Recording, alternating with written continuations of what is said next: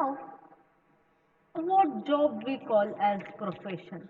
Is it that every job we call it as profession, or is there any concerned facts and elements that makes a job to be called as profession?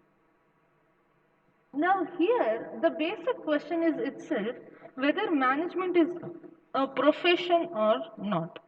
Now if we observe how business is growing from the past few decades, how complex it is becoming day by day, factors such as growing size of units, the competition, the severe competition that the business world is facing today, the fact that nowadays there is a separation between those who make up the ownership of organization and the management, all these things they have led for increased demand for professionally qualified managers. That is to tell, they are not just in the position of counting money, they should be able to tackle problems as well. Not just they tackle, they'll have to tackle this problem skillfully and also according to the time. So the task of management have become quite specialized. So as a result of all these developments, there is a talk that management has reached a stage where everything has to be managed very much professional. So, before we tell why it is a profession, we'll have to know what are the characteristics, what makes something professional. Now, first one is that it is a well-defined body of knowledge. That is to tell, anything to be called as profession, it should have a systemized body of principles. It should be including some kind of techniques and skills which can be later on applied for the general use of the others. So that makes something well-defined body of knowledge. Now it requires formal education and training. That is to tell, everybody cannot enter a profession. Not that everyone can become doctor, not that everyone can become manager or either lawyer. So an individual can enter a profession only after acquiring knowledge and skills through the formal education and training. Next one is that there it requires some kind of minimum knowledge to be acquired. Now and anybody it could be, a person can enter a profession only after obtaining a degree from a recognized college, a recognized institution, or universities. Now to be something called as profession, it should be a representative body. Now, a representative body of professionals exists to regulate and develop professional activities.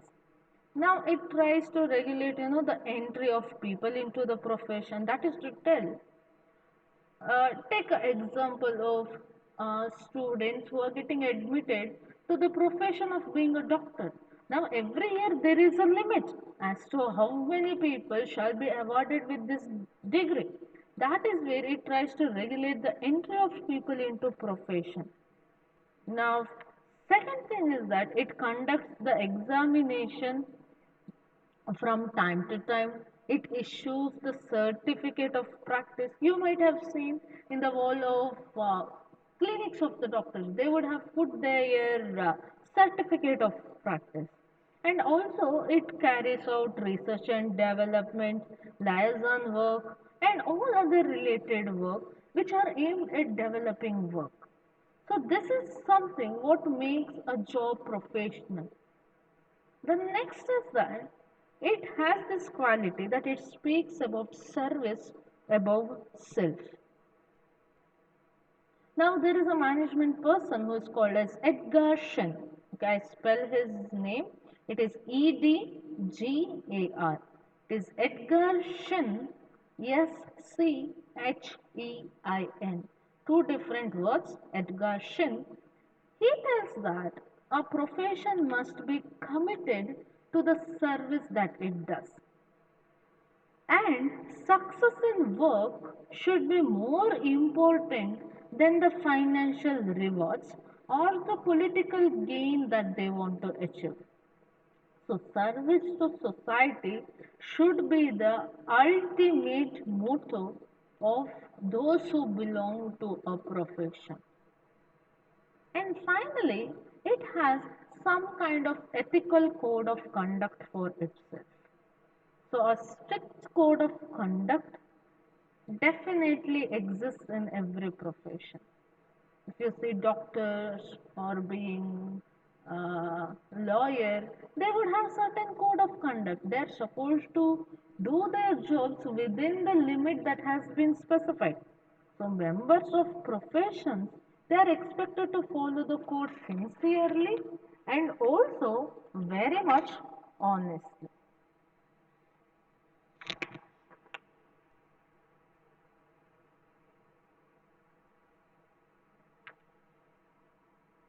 So now let us see why management is a profession. First one, definitely when we studied why management is the art or science, we saw that it is a well-defined body of knowledge. Now, why do we call it as well-defined body of knowledge? Because it is generally valid in a variety of organizations and also in different situations that are concerned. Not only that, if we see this body of knowledge, if we see this literature, it has been growing continuously. There are many tools and techniques which have been preferred over the years.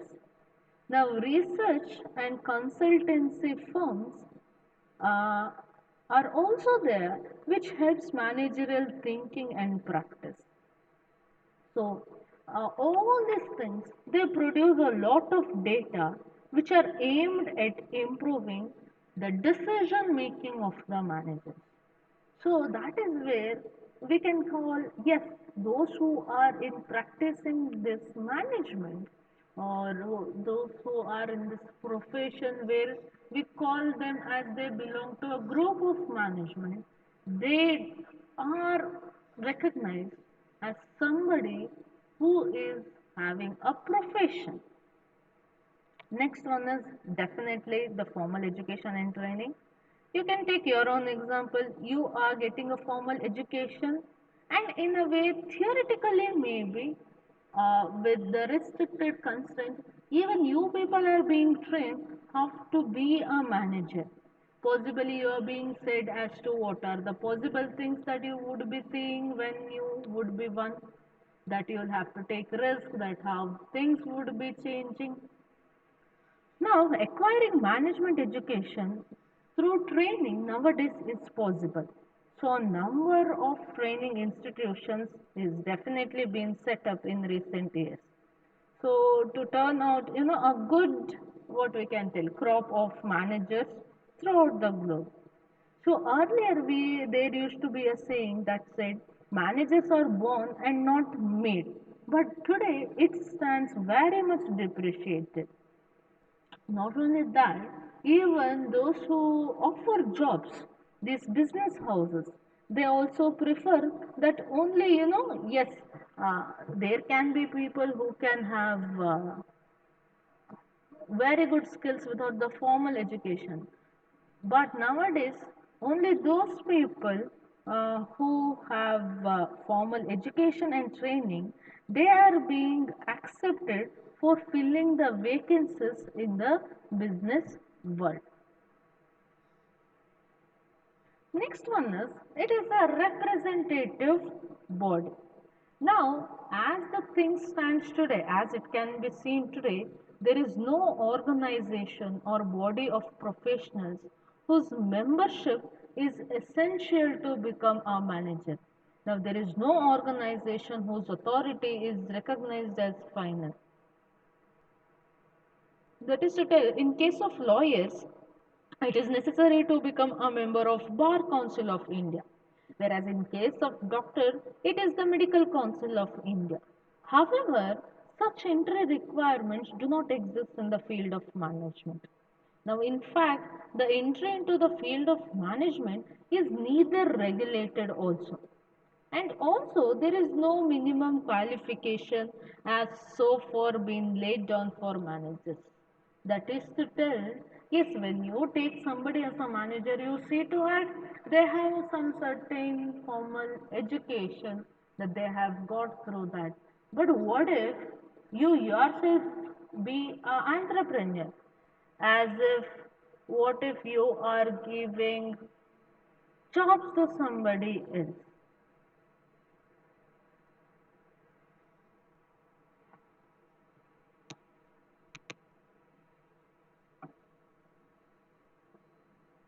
So, there are several management associations also which offers training and research support to managerial work, but no such association enjoys the legal sanction to regulate the activities of managers throughout India. Then let us speak about code of conduct. Now, being in the profession of management, there is no universal code of conduct. Although certain trade associations and management associations have been formed, the work of coming up with ethical codes for managers working in particular industry, these have not been accepted in total. Then finally, there is service motto. Now, in the absence of regulating body with the legal sanction and code of conduct, managers often indulge in, practices aimed at maximizing their personal wealth. So the service motto stands, thoroughly neglected now. In recent years, there is a view of management which is being progressively changing and continuously changing. So to survive in a competitive world, management has to reconcile this conflicting interest of shareholders and workers on the one hand, and also they are expected to meet the regulations of the business on the other. That is why they have been asked to balance this conflicting interest while they have to see to that they are also making profits.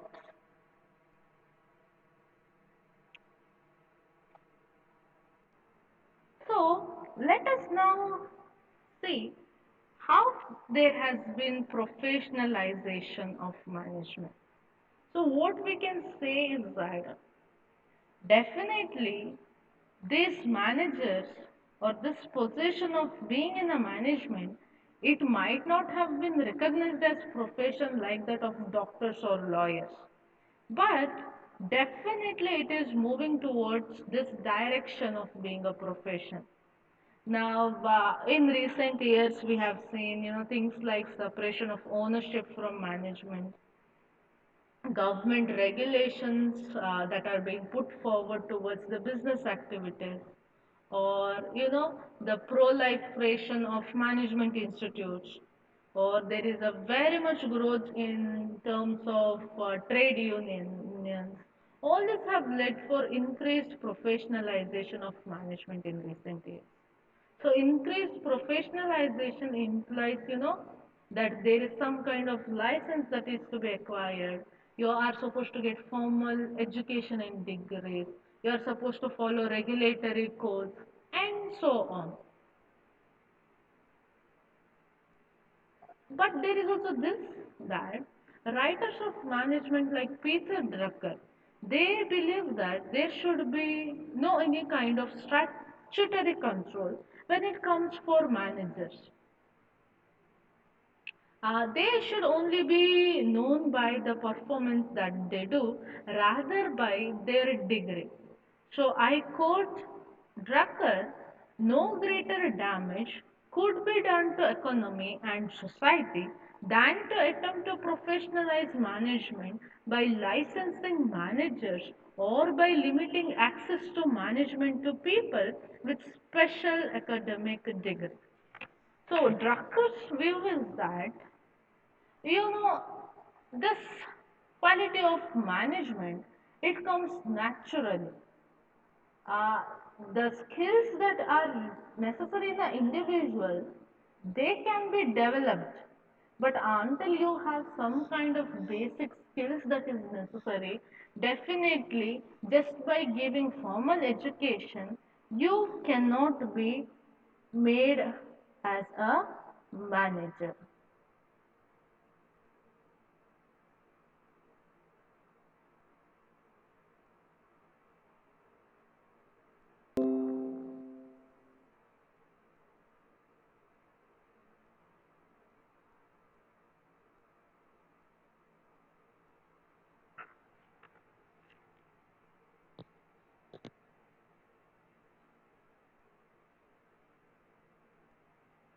So here are some of the arguments for being professional, for professionalization of management, and some arguments against professionalization of management.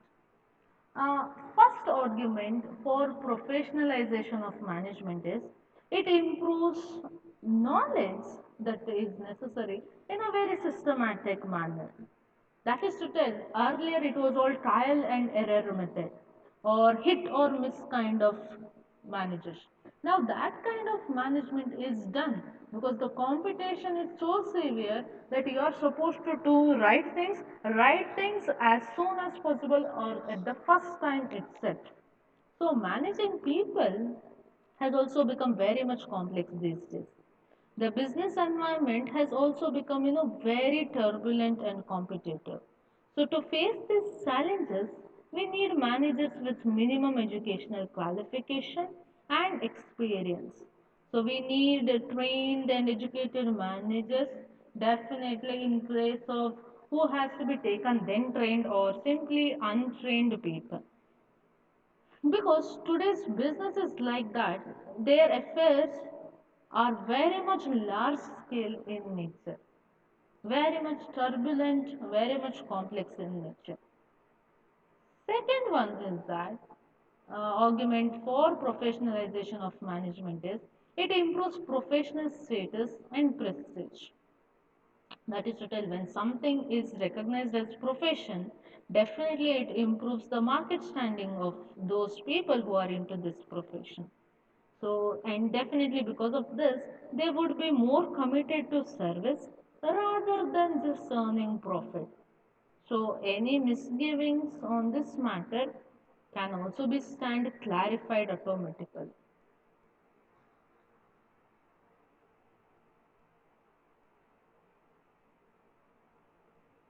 So there is the next point which tells that it promotes managerial ethics. Now, yes, I will tell how it promotes managerial ethics, but yesterday I had given you all to go back and see what is business environment. Today you are supposed to go back and see what ethics is all about. Or what is this word? What does it mean? So do that help for yourself so that you will understand better about management. That is to tell, in the absence of professionalization, it would be unhealthy for managers. They may indulge in, unscrupulous practices or cheating, which might be things like, window dressing of profits, or they might accept bribes, or they might do speculative buying and selling, so that, their personal wealth is included increased. But without statutory control, managers are tempted to use their freedom for personal ends in unethical way. So professionalization, it has the capacity to eliminate or take off such dangers. So managers indulging in such practices, they may be debarred from the profession altogether. So that is where we'll have to make. this management as a profession, then it promotes talent. So one of the criteria for entry into managers, it breadth the laid down clearly that people with aptitude, skills, they can go after the management education with confidence. They can be sure of getting into the business through formal education and training. So talented people get attracted to management positions quite easily. So nowadays it is not just family business. Second one, then we have this where we can have argument against professionalization of management. First one is to tell, formal education is difficult to set. That is, this degrees and certificate, they're not just only the things which makes managers. And also, it is difficult to evolve a uniform set of qualifications for managers who will have to work in different undertakings and also in different levels. Therefore, restricting the entry of people into management career by licensing would be very much undesirable. So people with original ideas, bright plans, and practical solutions find the doors closed permanently for them. So that is one of the argument against professionalization. Second one is that they'll have to be known by the performance that they make rather than the degree that they are holding. Your ability to manage people or things and ideas, they do not come by any degree. Definitely, yes, they can be developed, but it can never be born out of a holding a degree. It definitely requires creative mind, ready to absorb the business shocks, quickly and come out with solution. So experience may be best teacher in most cases. So business empires, if you see throughout the globe, they have been created, organized and developed based on family background and experiences alone. And these managers, they are responsible for too many groups. So if at all you come up with some kind of regulatory code of conduct, it is difficult because they are answerable to many groups or whom we call as stakeholders of our organization. So this might coming up with a code of conduct, it might definitely cut all the freedom. And there is competent education and training facilities do not exist. You know, what is offered by many academic institutions as things stand now are far from satisfactory. So proper exposure to business settings, competent and on-the-job training, exposure to latest thinking in the field are definitely missing. So, in the absence of this, a management degree does not, seem to equip the prospective candidates in a right way. So, it is not desirable to make a degree or diploma in management as an essential entry requirement for managerial position. So these are some of the arguments for and against the professionalization of management.